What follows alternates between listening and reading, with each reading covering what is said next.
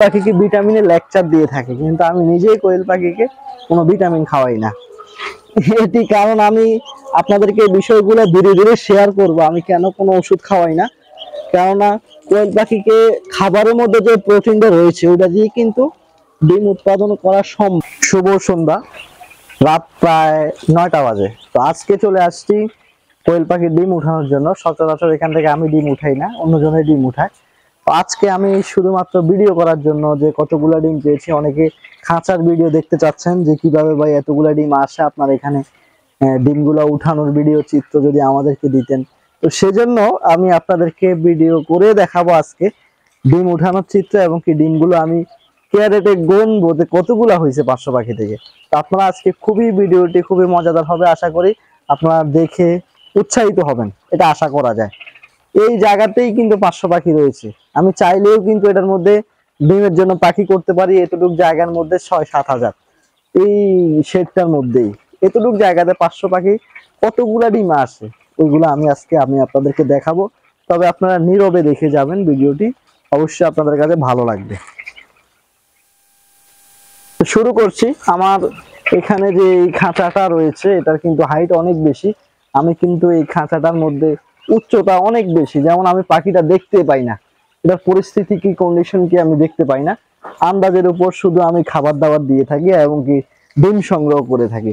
তো আজকে এখন কিন্তু আমি ডিমটা গুনবো না, ডিমটা গুনবো আমি যখন এখান থেকে আমি ট্রেতে বসাবো, তখন আমি ডিমগুলা গুনবো। তো আপনারা দেখতে থাকুন। বিশেষ করে খামারি পর্যায়ে যারা রয়েছে তাদের কোয়েল পাখি যদি এখন ডিমে রানিং এ থাকে, ওরা খুব ভালো অবস্থানে রয়েছে। আর যারা পাখি এখনো উঠাতে পারেননি, আসলে সময় কিন্তু চলে যাচ্ছে, এটাই বলবো।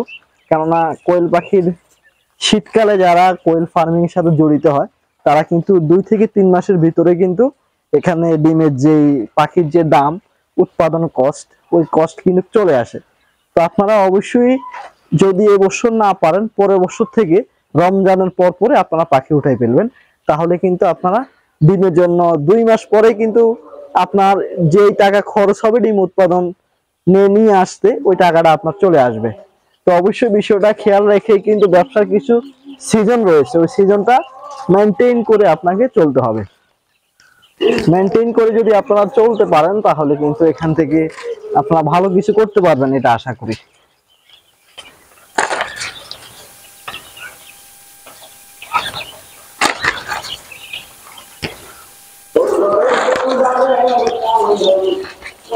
পাইপগুলো একটার উপর একটা রেখেই কিন্তু এভাবেই ডিম উঠানো হয়, না হলে কিন্তু হয় না। এই ডিমগুলো দেখেন এখানে, এই ডিমগুলো এক সাইডে চলে আসছে, সবগুলো এক সাইডে। এখন ডিমগুলো উঠাই ফেলবো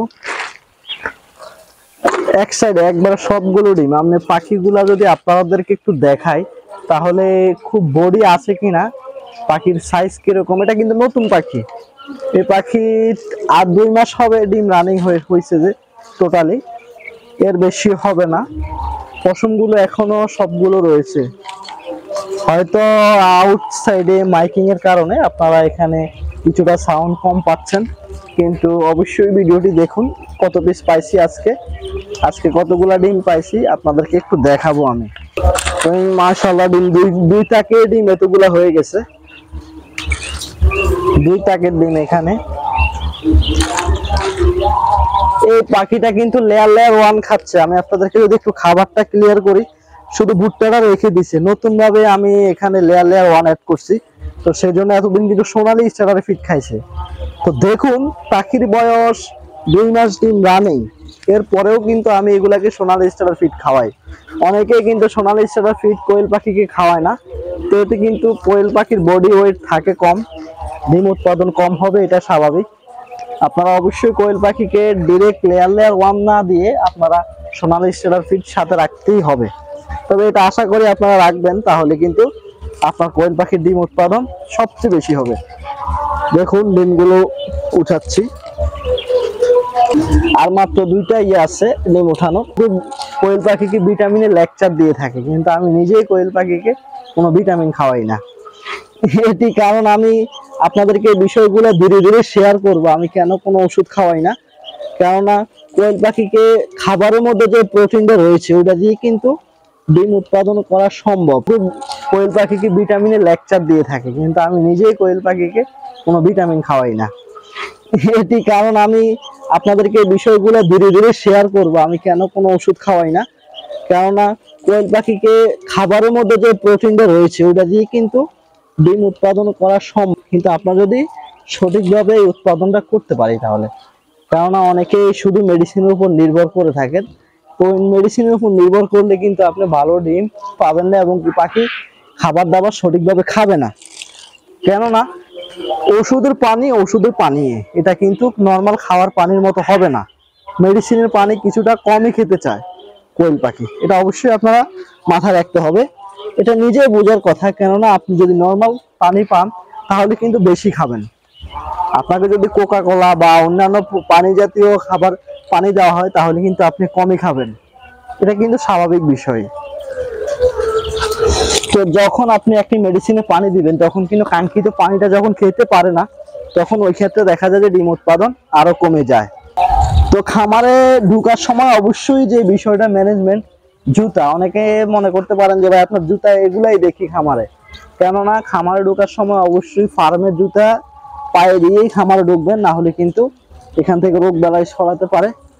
তবে এটা গবেষণা করে জানা গেছে যে খামারের মধ্যে সবচেয়ে বেশি রোগ ব্যাধি ছড়ায় কিন্তু। সো বন্ধুরা, এখন আমার ডিমের পাইকার এই খাঁচিগুলো দিয়ে গেছে, জড়িগুলো। তো এই জড়িগুলোর মধ্যে আমি আপনাদেরকে আজকে যে কত পিস ডিম হয়েছে এই ডিমগুলো আমি আপনাদেরকে গুনে দেখাবো। তো আপনারা দেখতে থাকবেন অবশ্যই, কেননা শেষ পর্যন্ত না দেখলে আপনি বুঝতে পারবেন না আমি 500 পাখি থেকে কতগুলো ডিম পেয়েছি। তো অবশ্যই আপনারা দেখতে থাকুন। এই খাঁচাগুলো কিনতে চান আপনারা অনলাইন থেকে এগুলো ক্রয় করতে পারেন, তবে আমার জানা মতে যারা খামারি রয়েছেন আপনারা কিন্তু এই ক্যারেটগুলো না কিনলেও চলবে। এগুলো কিন্তু পাইকারের কেনার দায়িত্ব, এগুলো আপনার না। কেননা খামারে যদি এই পাখি ক্যারেটগুলো ক্রয় করে তাহলে কিন্তু ওই খামারি কিন্তু এগুলো ফেরত পায় না, অবশেষে এগুলো দোকানে রয়ে যায়। ওই বিষয়টা আপনি খেয়াল করবেন। সুন্দরভাবে একেবারে সাজিয়ে রাখবো।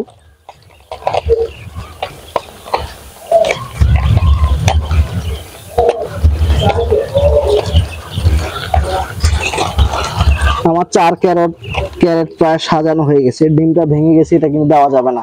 ক্যারেটের মধ্যে ভাঙা ডিম দিলেই কিন্তু আপনার অন্য ডিমগুলো নষ্ট হয়ে যাবে। ডিম কিন্তু একদিন পরে কিন্তু এগুলো পচা গন্ধ ছুটে যায়, যেগুলো ভেঙে যায় ডিম ওই ডিম থেকে। তো আপনার অবশ্যই খারাপ যেগুলো নষ্ট হয়ে যাবে বা ভাঙা ডিম এগুলা থেকে বিরত থাকবেন, এগুলা খাঁচায় বসাবে না। হয়ে গেছে, এখন আমরা গুনবো এখানে কয়টা ডিম পেয়েছি, এই ডিমগুলো গণা দিব এখন। সম্মানিত খামারি ভাইরা, নতুন উদ্যোক্তা ভাইরা, আসলে ডিমগুলো বসানো শেষ। এখন আমরা এখান থেকে একটু গুনবো কয়টা ক্যারেট হয়েছে। 1 2 3 4 5 6 7 8 9 10, 10টা সম্পূর্ণ হয়েছে। আর এখানে আছে 1 2 3 4 5 6 7টা, 3 7 21 4 7 28 5 7 35, 10টা কেস এবং কি 35টা ডিম এখানে আছে। এখন আমরা একটা ক্যারেটে 42টা করে ডিম ধরে, তো 42 দিয়ে আমরা এখন গুণ করে দেখব এখানে কতগুলো ডিম আছে। ফোনটা বের করে এখন আমরা হিসাব করে দেখছি কতগুলা ডিম এখানে রয়েছে। 42 গুণন 10, 420 পিস যোগ 35 পিস, 455 পিস। 500 পিস কোয়েল পাখি থেকে 455 পিস ডিম পেয়েছি খাঁচায় কোয়েল পাখি পালন করে।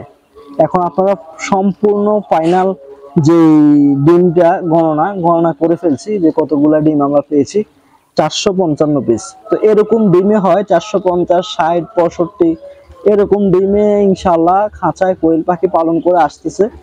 অনেকে এটা কম মনে করতে পারেন, অনেকে বেশিও মনে করতে পারেন, তবে এরকম ডিমে কিন্তু খাঁচায় পাখি পালন করলে আসে, ভালো মতো যদি ম্যানেজমেন্ট করতে পারেন তাহলে। তো আপনাদের ধারণা মতে কি বলে যে যদি এইভাবে কোয়েল পাখি ডিম দিয়ে থাকে তাহলে কি কোয়েল পাখি পালন করে লস হবে কিনা, এটি আপনাদের কাছে প্রশ্ন। তো অবশ্যই ভিডিওটি আশা করি ভালো লেগেছে। এরকম ভিডিও পেতে অবশ্যই চ্যানেলটি সাবস্ক্রাইব করে রাখবেন। আজকে এ পর্যন্তই, পরবর্তী ভিডিওটি দেখার আমন্ত্রণ থাকবে। আসসালামু আলাইকুম।